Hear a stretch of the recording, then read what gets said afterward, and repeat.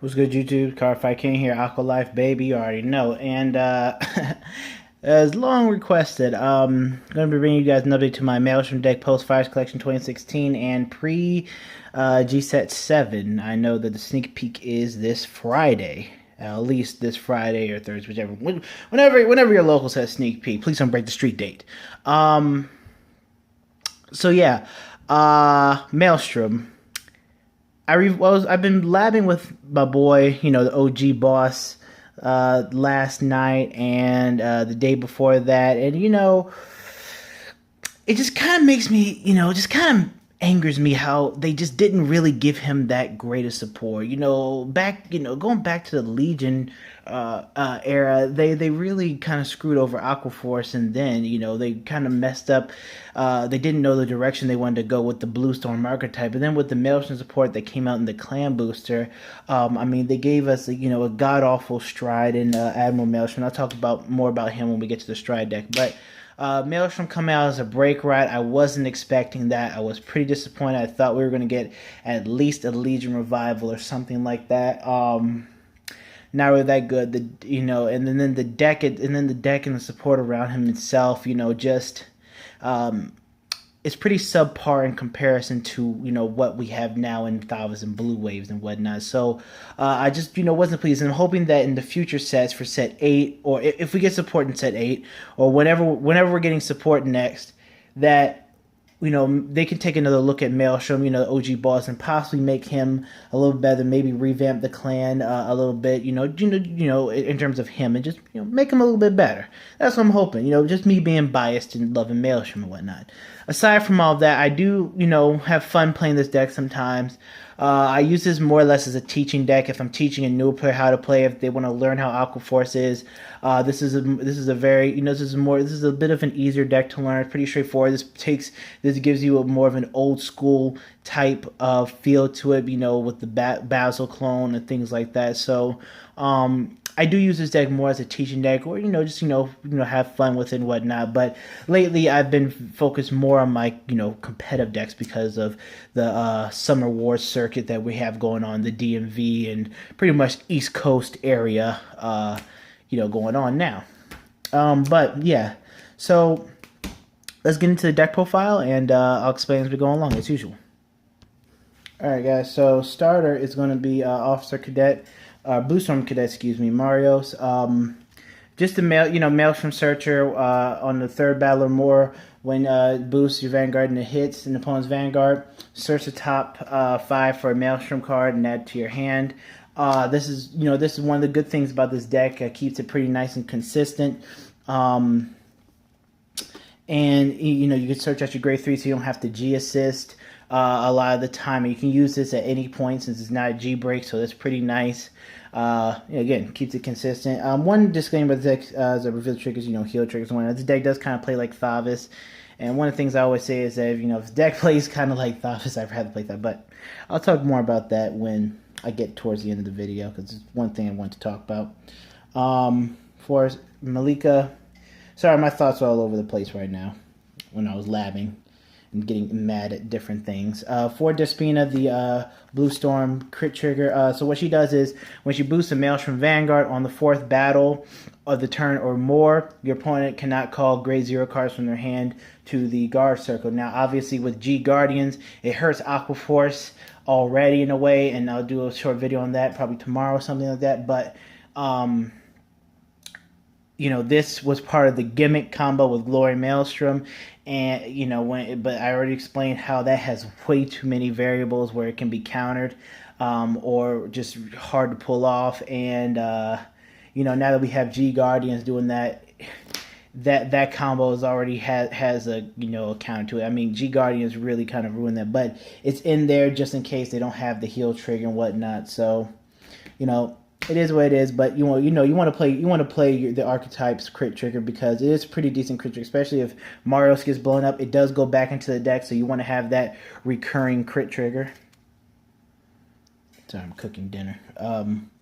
2 copies of Supersonic Sailor. Supersonic Sailor go into the soul, unflipping damage. The reason why we run this is because and we're only running 2 because I'm running 2 of another card. But the reason why I'm running him is because, you know, you don't really counterblast super often. But again, it's better to have it and not need than need not having. Plus, you want to fill the soul up sometimes for, you know, other abilities and whatnot. So, you know, it is what it is.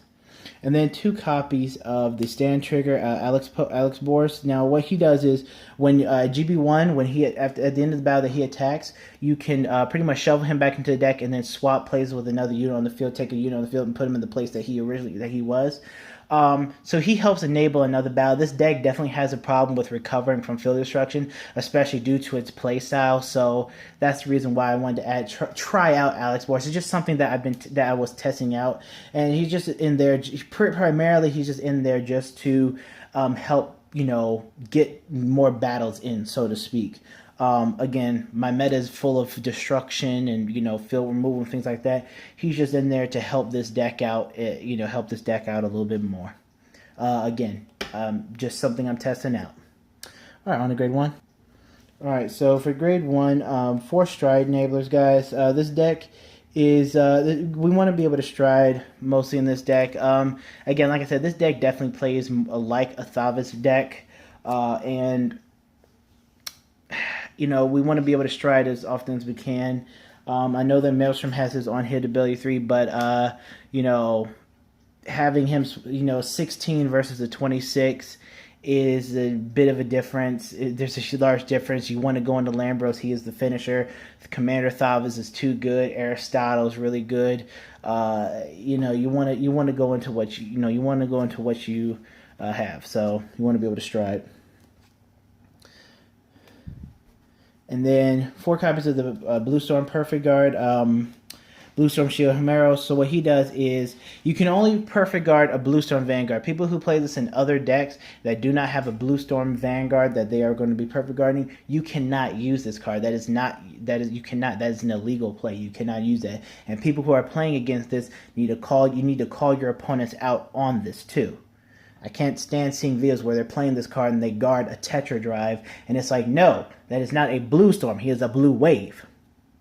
But besides that, so yes, he's a Blue Storm Perfect Guard, so you can only guard Blue Storms. And his other abilities, on wave 3rd time or more at the end of the battle that he boosts, you can Soul Blast 1 and return him to your hand if you have a Blue Storm Vanguard. So he does, so you can boost with him and then bounce him back to your hand. So pretty decent card. Force some extra numbers, then you can bounce him to your hand. Pretty nice Perfect Guard. You can reveal that you do have the Perfect Guard in your hands, but he can help you push for extra numbers.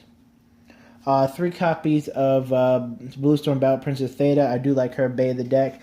So what she does is when she attacks and you have a Maelstrom Vanguard, she gains 2k, so she's a 9k attacker. And then wave 2nd time only, she gets an extra 3k. So on the wave 2nd time only, she's a 12k attacker, essentially. She works really well in the Rascal Sweeper column. So you want to put her in the Rascal Sweeper column, so you'll go 11, then 12. Or just have her attack 2nd at all times, so she'll be 12. So she can poke at the Vanguard. That's why pretty much I like her in the deck.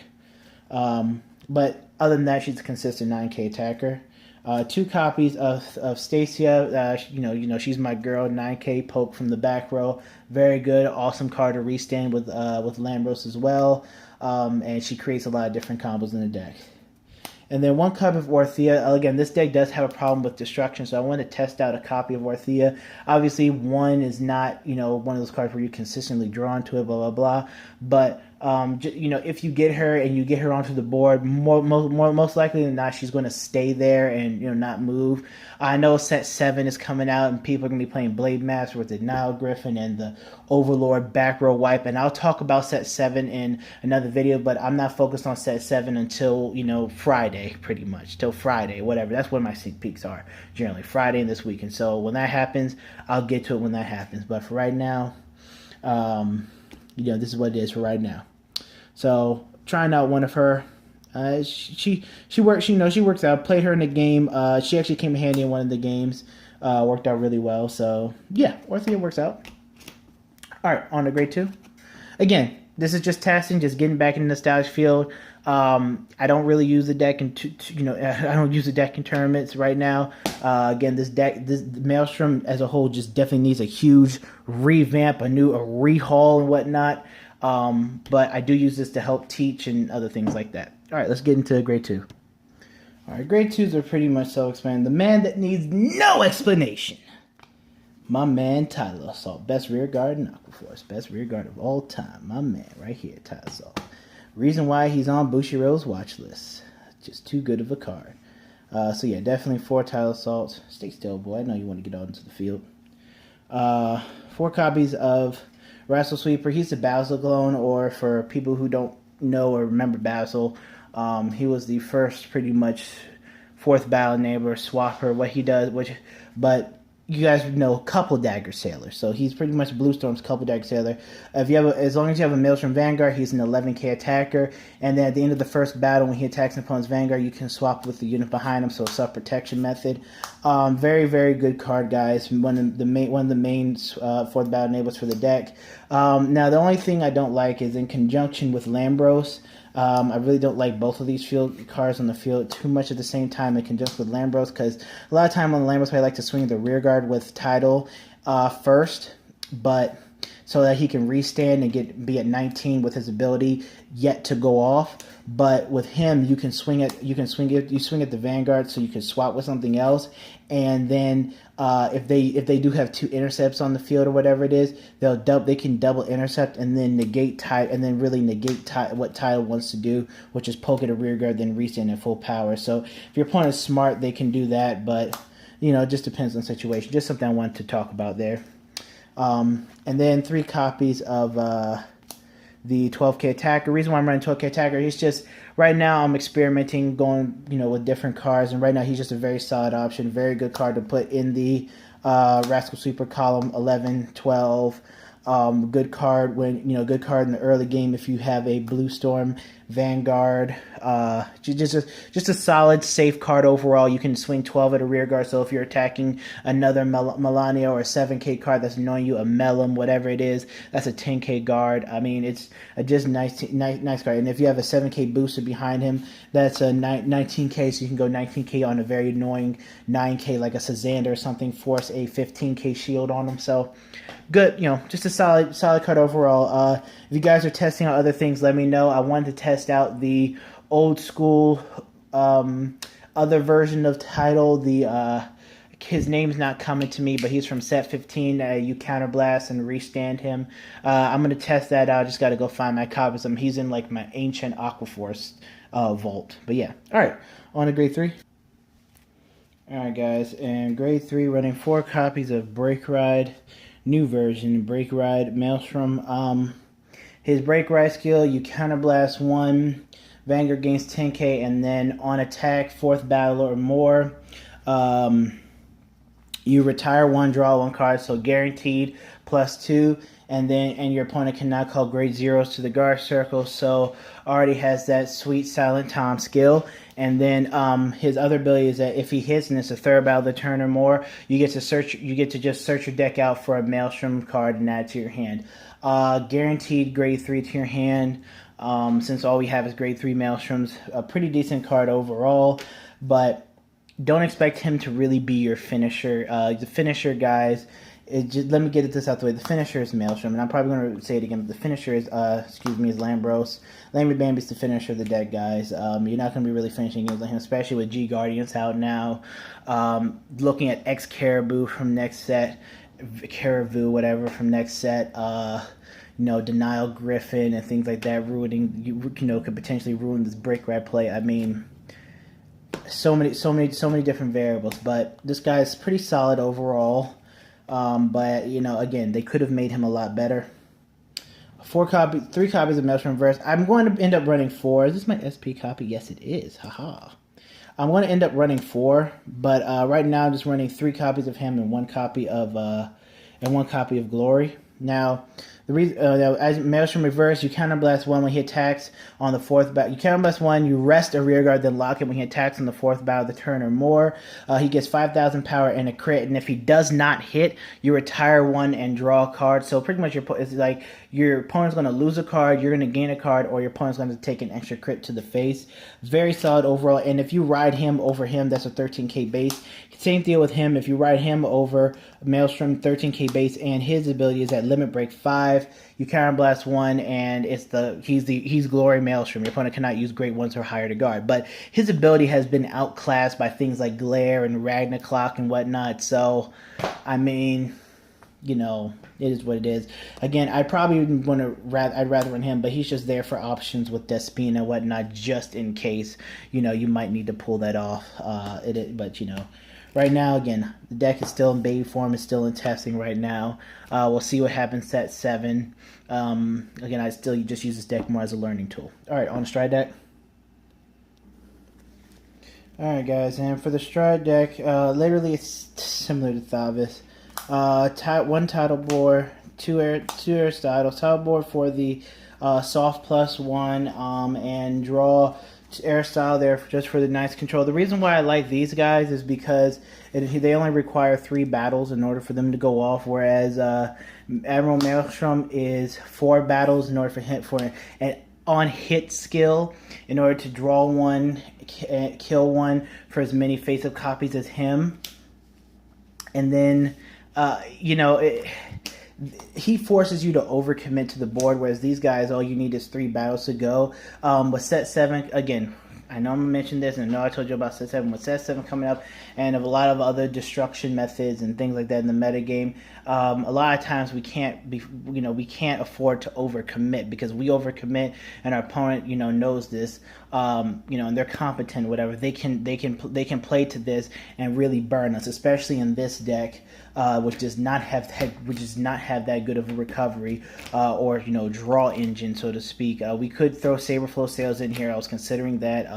It's something I've yet to test out yet, but we can't afford to overcommit, so that's why I wanted to keep it at 3. This guy, you know, let's move on. Seabreeze, want to go into Seabreeze. He you know, pretty much he wins games. Screw's good. Dismal and Double Floaty. I wish she was better. You know, you could probably afford to just go double Screw, double Dismal. I'm using, because Floatia can definitely be played around quite a bit. You know, I wish he was a lot better, but it is what it is. Dismal to protect your rearguard. Screw, because he can become a 25k shield, and with the ability from Marios and Maelstrom himself adding grade 3s to hand, you definitely can be dropping these grade 3s, turning him from a 15 to a 25k shield pretty easily by discarding just a grade 3, so pretty nice. 4 copies of Staples, to me is Staples, of Commander Thavis. Again, Commander Thavis is just a fantastic card, and the reason why I say both of these guys you can compare them to is he's like a worse version of him. He's an on-hit. You choose 3 of your opponent's rear guards. Your opponent chooses 1 for each face-up copy of him, and they retire it, and then you just draw 1 card. But Commander Thavis is on the 4th battle when any unit attacks. You pick 3, your opponent chooses 1 to retire. His pretty much is guaranteed. Your unit could be at negative 50 billion, and you'll get a free retire off. This guy, he has to hit. I mean, come on. Unguaranteed versus more guaranteed. Why not? And then he also allows back row attack, outs to, you know, he's one of our best cards versus Link Jokers. Again, if you're having trouble getting to your rear guards who allow you to hit, who help you hit the 4th battle, this guy can, you know, just create extra battles for you. Amazing, you know, just an amazing card. What I don't like about this deck versus Thavis, one of the many things, that this deck really doesn't have that burst that Thavis can definitely bring with cards like Adelaide and whatnot. So, this card definitely helps with, you know, giving some things some burst in here. And then 4 copies of Lammy Bambi. He's the finisher. He's Lammy Bambi. You know, he's what's going to win you a game. He is your beast. He is what's going to win you the game. This guy is not going to win you a game. Lammy Bambi is what's going to win you games, which is why you know, we play him. Now, I will say this. Commander Thavis is a very hard card to get. I understand this. It's the clan booster. He was a GR. And, you know, he was, I think he was about $20 at one point. When I told people to pick him up. But, you know, if you guys don't have any Commander Thavises or whatnot, then sure, run Maelstrom, or more copies of more copies of him, of Aristotle, Titlebore, whatever it is, or you could just run, you can just run Admiral Maelstrom. But again, for your G Zone, I would definitely highly recommend 4 copies of, or at least 2 copies of Commander Thavas. But if you don't have him, definitely get yourself some Aristotles and some Titlebores, or if you want to play some Maelstroms. But yeah, that's the deck profile, guys. Hope you guys enjoyed it. Got Ripples coming up next. I couldn't go to locals today because my teammate has a deck he's been playing, doing really well with. I'm still working on mine, but it is what it is. And got the Health Division of Aquaforce coming next. Yes, I have 2 versions of it. Gabriel no Ciel, or Gabriel no Ciel, and then Gabriel. Well, whatever. Y'all know. All right, Cover King and out. Peace.